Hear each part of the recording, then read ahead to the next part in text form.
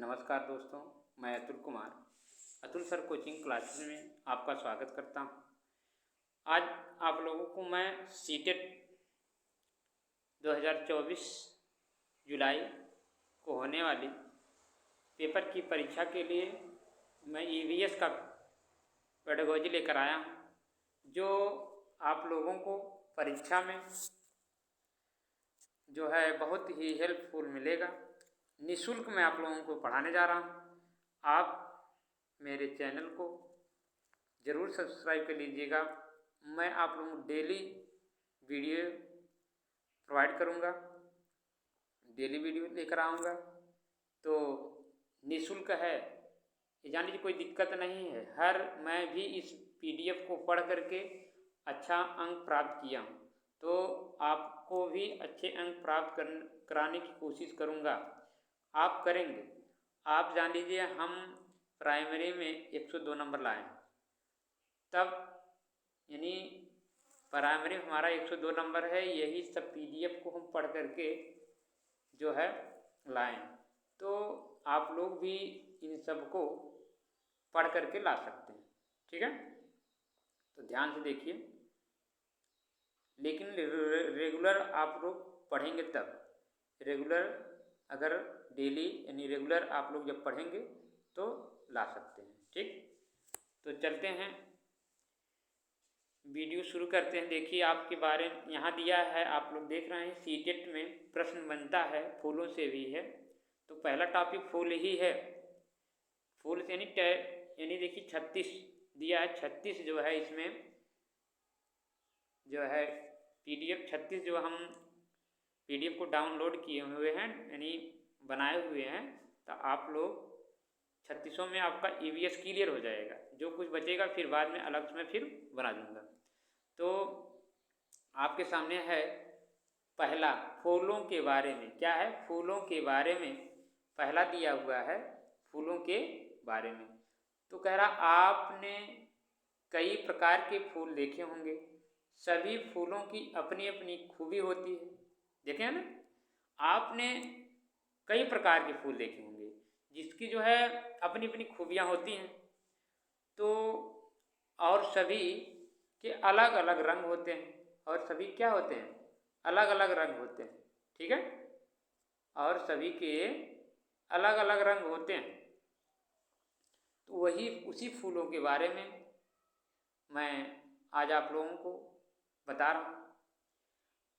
फूलों के बारे में हम लोग आज पढ़ेंगे। फूलों के बारे में, फूलों के बारे में दिया है। पेड़ों पर लगने वाले फूल जो होते हैं, जो पेड़ों पर लगते हैं, जो पेड़ों पर लगते हैं, पेड़ों पर लगने वाले फूल जो हैं वह गुलमोहर होती है और पल्स होता है।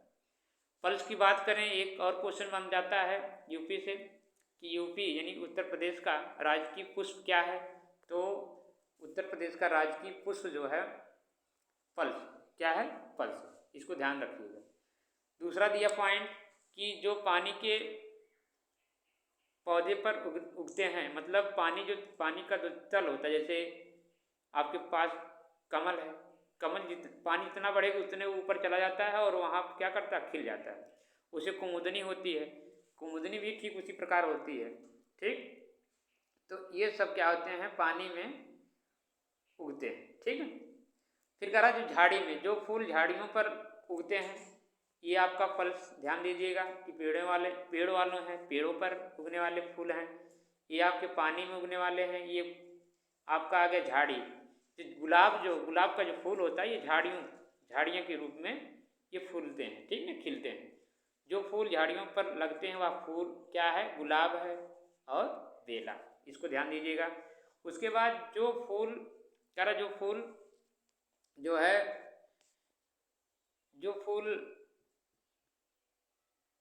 उगते हैं जो रात को क्या जो है चंपा और रात रानी होती है, ठीक है। चंपा और रात रानी होती है। जैसे आपके सामने दिया है यहाँ, कह रहा, जो फूल बेल पर लगते हैं वो क्या होती है? चंपा है और रात रानी। इसको ध्यान दीजिएगा, चंपा और रात रानी। जो फूल साल भर खिलते हैं, जो फूल साल भर खिलते हैं वह बाबू गुलाब है और गुड़हल। जिसे इसमें दिया है गुड़हल देना चाहिए, गुड़हल है ये, ठीक है, गुड़हल, गुलाब और गुड़हल जो है साल भर खिलते रहते हैं। अगला अगला दिया है आपका, अगला दिया है जो फूल किसी खास महीने में ही लगते हैं, जो फूल किसी खास महीने में ही खिलते हैं, वह फूल है गेंदा है और डालिया है। ठीक, ये अक्टूबर और फरवरी के महीने में खिलते हैं, ये अक्टूबर और फरवरी के महीने में खिलते हैं। आप लोग इसको केयर कर लीजिएगा। वह फूल कौन सा है? गेंदा और डालिया। ठीक, अगला है जो फूल सिर्फ रात में ही खिलते हैं, वो फूल जो सिर्फ रात में ही खिलते हैं वह है रात रानी और हरसिंगार खिल। जो फूल है रात रानी है और हरसिंगार, इसको ध्यान दीजिएगा, ठीक है, इसको आप लोग ध्यान दीजिएगा। अगला है बाबू, अगला है जो फूल दिन में खिलते हैं और रात में बंद हो जाते हैं, यानी दिन को देखते ही तुरंत वह क्या हो जाते हैं? खिल जाते हैं, और रात को ज्यों शाम होता है तुरंत अपने जो है पंखुड़ी को बंद कर लेते हैं, वह कमल है और सूरजमुखी है। आज आप लोग सूरजमुखी या कमल को देखे होंगे कि जब जो है सूरज का रोशनी पा जाते हैं तो खुल जाते हैं, ऐसे सुबह सुबह आप देखे होंगे। और उसी प्रकार सूरजमुखी का और कमल दोनों देखे होंगे। ठीक, उसके बाद आप कह रहा कि आप देखे होंगे वह फूल जिनके जो है जिनको आंखें बंद करके भी आप पहचान सकते हैं, वह फूल बताइए जिनको आप जो है आंखें बंद करके पहचान सकते हैं, वह क्या है? गुलाब और बेला, यानी उसकी खुशबू से पहचान सकते हैं, उसकी खुशबू से। कह रहा कि वह कौन सा फूल है जिसकी जो है अगर हम अपनी आंखें बंद किए रहें तो उसके जो है पुष्प को यानी फूल को हम बता देंगे कि यह फूल है। ठीक, क्योंकि उसकी खुशबू जैसी रहती होगी, आप जानते होंगे, उसका अनुभव कर लेंगे कि यार ये तो ये इसका फूल है, ये तो ये वाला फूल है। ठीक है, तो यहाँ तक ये फूलों के संबंधित था। आगे दे रहा है बाबू, और दे रहा है, और देखिए इसमें दिया है, इसको देख लिया जाए, और दिया है और हम लोग देख लेते हैं। देखिए, गुलाब के फूल की औषधियों के रूप में भी प्रयोग किया जाता है, गुलाब के फूल को औषधियों के रूप में भी प्रयोग किया जाता है। देखो ये पॉइंट लिखा गया, ध्यान से देखिएगा, यह पॉइंट आपके सामने है। देखो यहाँ कह रहा है यह जो है गुलाब के फूल की औषधियों के रूप में भी प्रयोग किया जाता है। ठीक, गुलाब त्वचा के लिए भी बहुत लाभदायक होती है। गुलाब जो होती है त्वचा के लिए, देखो यहाँ लिखा है गुलाब त्वचा के लिए भी बहुत लाभदायक होती है। यदि गुलाब जल में ग्लिसरीन और नींबू का रस मिला दिया जाए तो क्या हो जाता है? मिला दिया जाए और इसे पिक्चर को अपनी त्वचा पर लगा, यानी पीस कर अपनी त्वचा पर लगाने, यानी चमड़े पर लगा लिया जाए, और अगर त्वचा में कड़ी रूखापन है तो इसे पिक्चर की सहायता से उसे रूखेपन को दूर किया जा सकता है, यानी उस रूखेपन को जो सूखा रहता है, सूखा महसूस होता है, उसको दूर किया जाता है। इससे त्वचा क्या हो जाती है? कोमल हो जाती है, त्वचा क्या हो जाती हैं? कोमल हो जाती हैं। ठीक, गुलाब के फूल का प्रयोग औषधियों के रूप में किया जाता है। इसमें जो है ग्लिसरीन और नींबू का रस मिला देने से, त्वचा में लगा देने से त्वचा क्या हो जाता है? कोमल बन जाता है। ठीक, इसको ध्यान दीजिएगा। अगला है वहीदा रिज्व खान, इससे क्वेश्चन बनता है, इससे जो है क्वेश्चन बनता है, ध्यान दीजिएगा। तो वहीदा रिज्व खान जो दिया है इसको आप लोग जरूर से जरूर देखिए। ये कह रहे हैं इसमें देखिए लेफ्टिनेंट कमांडर, ठीक है, थोड़ा बड़ा कर देते हैं आप लोग दिखाई दे। कमांडर वहीदा प्रिज्म खान भारतीय नौसेना में एक डॉक्टर है। क्वेश्चन बन जाएगा वहीदा प्रिज्म क्या थी? तो एक डॉक्टर हैं और नौसेना समुद्री जहाज पर काम करने वाली गिनी चुनी महिलाओं में से एक, गिनी चुनी महिलाओं में से क्या है? एक है। ठीक है, इसको ध्यान दीजिएगा। यह एक ऐसी महिला हैं जिन्होंने एक पूरी परेड की कमान संभाली थी, एक पूरी परेड की कमान जो कमान होती है संभाली थी, और किसी भी सेना में यह बहुत बड़ी जो है बात मानी जाती है। ठीक है, इनके गांव का नाम थाना मंडी है, जो जम्मू कश्मीर में राजौरी ज़िले में स्थित है। कहाँ है? थाना मंडी है, और जो कश्मीर में राजौरी ज़िले में स्थित है। इसको याद रखिएगा, जरूर से जरूर इनमें से क्वेश्चन बनेगा। ठीक है, फिर से एक बार दिमाग में बैठा लीजिए। वहीदा अफरीन खान जो थी, नौसेना में एक डॉक्टर थी, और वह जो है एक पूरी परेड की कमान संभाली थी, और किसी भी सेना में वो बहुत बड़ी उपलब्धि होती है। और इनका जो गांव है, इनके गांव का नाम था थन्ना मंडी, और ये जम्मू कश्मीर में है, जम्मू कश्मीर के राजौरी ज़िले में है। ठीक है, ठीक, किस ज़िले में है? राजौरी ज़िले में। कहाँ की हैं? जम्मू कश्मीर की हैं। किस गांव की हैं? थाना मंडी की हैं। ठीक है, इसको याद रखिएगा। ठीक, इसको जरूर से जरूर आप लोग याद रखे रहिएगा। ठीक है, अगला है बाबू, अगला आपके सामने है पोस्टल कोड। ये पोस्टल कोड क्या होता है, इसके बारे में पढ़ लिया जाए। ये जो है बहुत से जरूरी, यानी इनसे जरूर से जरूर क्वेश्चन बनते हैं एकदम।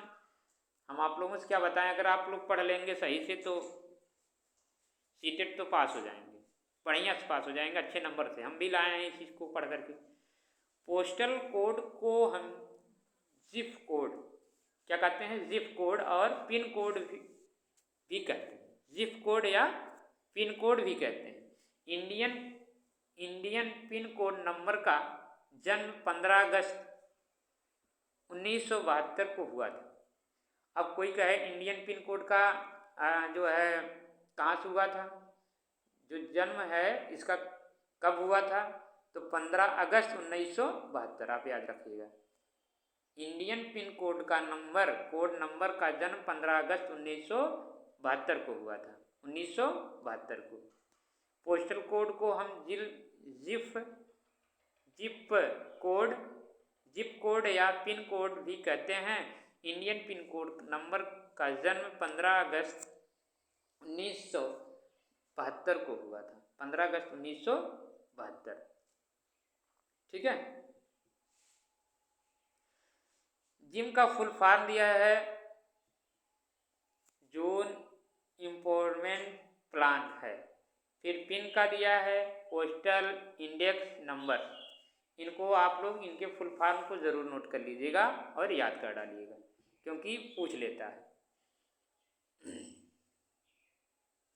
ठीक है, तो आगे देखते हैं।